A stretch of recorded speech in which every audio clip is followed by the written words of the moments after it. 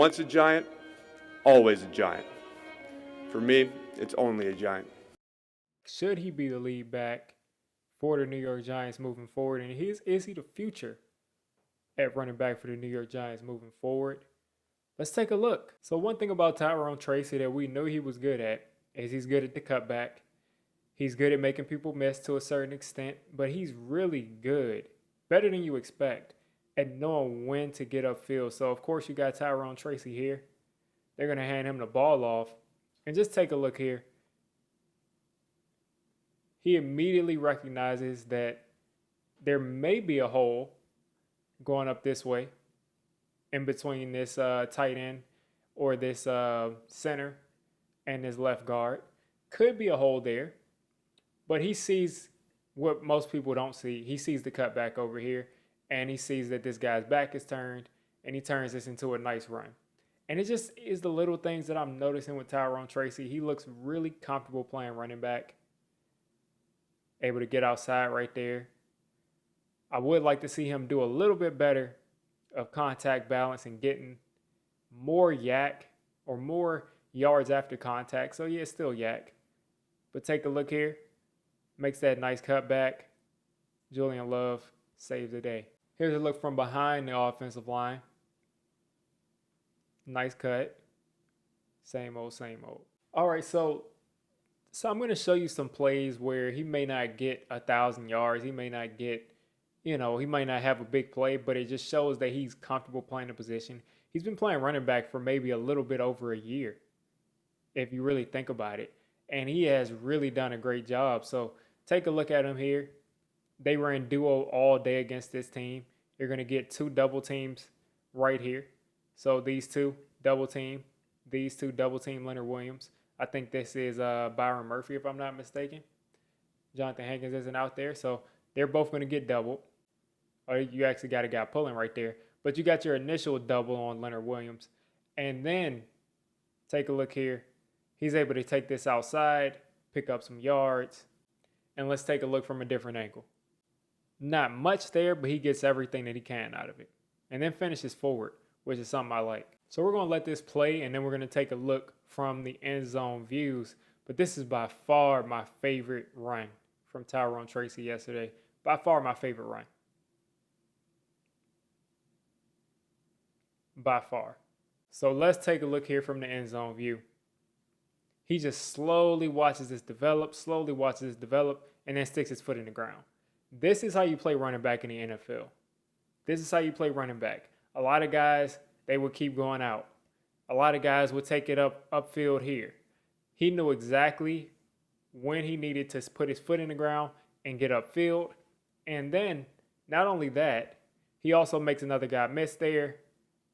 Beautiful stuff. Makes Julian Love miss that time and then ends up getting taken down. But really nice run there. Probably the best run of the day in my opinion. And take a look at this alignment here with Bellinger as your tight end here, as kind of your H-back as the lead blocker. And just great stuff there. Knows exactly when to stick his foot in the ground. Cut back. Boom. So right here, this is what I really love to see from your running back. You got duo action right here. The middle linebacker does a great job plugging the middle of the field. So you're going to see Baker, 17 right here on your screen. He's going to be waiting in that gap for Tyrone Tracy. And he just calmly cuts back, is able to get back to the middle of the field and pick up some yardage there. And he did this all day. Did it all day. Take a look from his point of view. Immediately the linebacker's in the gap. He reads that, is able to take it outside and get, a couple yards after contact, which I said I wanted to see some more of. I think this was probably his best game, including the preseason and pretty much most of this season. He's been kind of going down as soon as he got contacted. But, on Sunday, he had a head full of steam. And these linebackers and defensive tackles, they had to be frustrated because they were doing a lot of great things. He was just jumping out of the window, just cutting back. Ridiculous. Watch the linebacker plug the hole again. Watch him get lateral and pick up some yards there. It's crazy to look at here. Because they run duo again, except you got a guy that's coming down the A-gap. And then you got a defensive tackle here wreaking havoc. And he's able to make something out of this. Able to make something right out of this, cut it back, get some yardage. So people ask if Tyrone Tracy can get the hard yards. I'm not completely convinced that he's the guy you want in short yardage. I didn't see the kind of movement that I would like to see.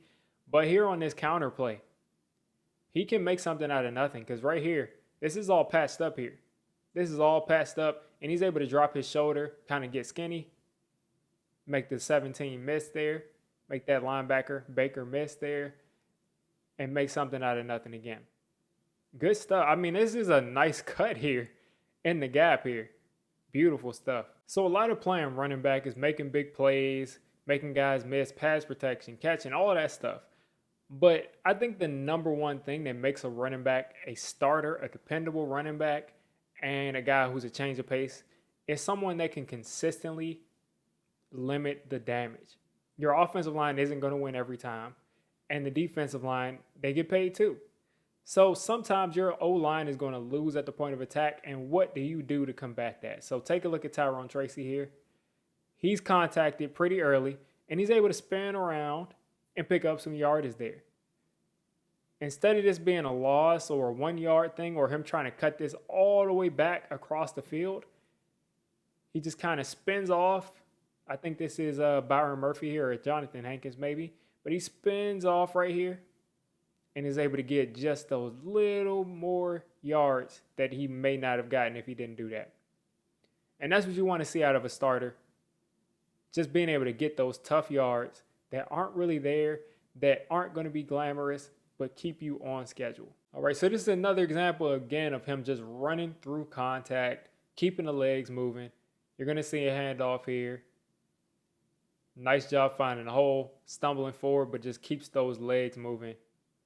Take a look from this angle. Easy stuff as far as him getting upfield. And as he's tripping, he just stays on his feet, gets, an extra 2-3 yards because he refused to go down. All right, so on this play, we got to do better in pass protection. He just completely misses his assignment. Didn't know where it was coming from. And we just got to do better here, 29. Got to do better. He doesn't get the quarterback hit, but he wasn't able to tell where that blitz was coming from. I don't know if Daniel Jones got fooled too, but either way, he misses Witherspoon coming on that blitz, and he allows Witherspoon to get into that throwing lane. I think this is completed, but nonetheless, just do a little bit better here in pass pro. All right, so this next play is something that's satisfying. He does great in pass protection. He doesn't level a guy. Not everybody has to be Ezekiel Elliott. Just be serviceable. Know your guy. Stop him from touching the quarterback. Simple enough. 29 in the backfield. 17. Watch the collision. Nothing crazy. Takes him out of the game. Takes him out of the rush. Allows him to be able to operate the offense. Giants pick up a first down. So on this play, you're going to see some of his talent, some of his lateral ability is going to come into effect. Where Tyrone Tracy is going to get this handoff and he's going to cut back pretty much all the way across the field, and he actually does it successfully, does it efficiently, and he just has an eye for the holes in the offensive line. He just has an eye for it. He has natural vision as a running back. He's been playing running back for like a year and a half, like I said, but he has the vision of a running back, of a good running back. So take a look here. He's going to get the ball. And instantly notice that the cutback lane is all the way on the other side of the line, and he does it no issue. Picks up 4 yards, and that's not what you usually do when you're cutting back like that in the NFL. Let's take a look here. So you can see the ground that he covers here, all the way across the line. So this next play is why people want Tyrone Tracy to play over Devin Singletary. Devin Singletary can cut back probably just as good as Tyrone Tracy, and he's just a more experienced runner. He's got more power, everything under the sun. But at the end of the day, Devin Singletary does not have this.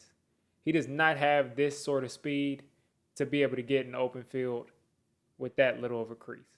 All right, so take a look here. All the space that he's going to have, he's able to take advantage and just make this a big play. Nothing but space and opportunity. Makes the most of it. All right, so remember I said that play a couple of plays ago was the best run of the day. I lied. It wasn't the best run of the day. This was the best run of the day. Take a look at Tyrone Tracy. He's going to get this cut back, make another guy miss, and get to the outside. And it just shows the burst. It shows the lateral quickness. Take a look. Just watch the effortless cut back, getting the daylight, splitting those two guys. That's something that we don't get from any of these running backs on this roster. Tyrone Tracy is a nice draft pick. I was happy when we got him. I think he's our most dynamic running back. He definitely showed out against the Seahawks. Should he be our lead back? I'm not 100% sold on that yet, because who's to say Singletary wouldn't have got 100 yards? We didn't get to see Singletary against this defense. But he is the most exciting. He is the most dynamic. And I think he has the highest ceiling, so he should continue to get more and more carries every week. I think he should split carries with Singletary. I think Singletary should be getting like 60%, and he should be getting like 40%. Or maybe Singletary gets 50%, he gets 40%, and Eric Gray gets 10%. But either way, he should be getting more touches. I think they're going to probably try to involve him more in the receiving game. But he showed that if he has some protection as far as the running back position, if he gets some holes, that he can make some things happen. And even when it's not there, he can make something happen. And I think that's all you need out of a starting running back. Hopefully, by the end of the season, he's the clear-cut running back one. He's a superstar. He's that guy. And we can move forward in the next year with a bona fide running back one. Stay tuned for the next video. We're going to be breaking down Darius Slayton's return to greatness.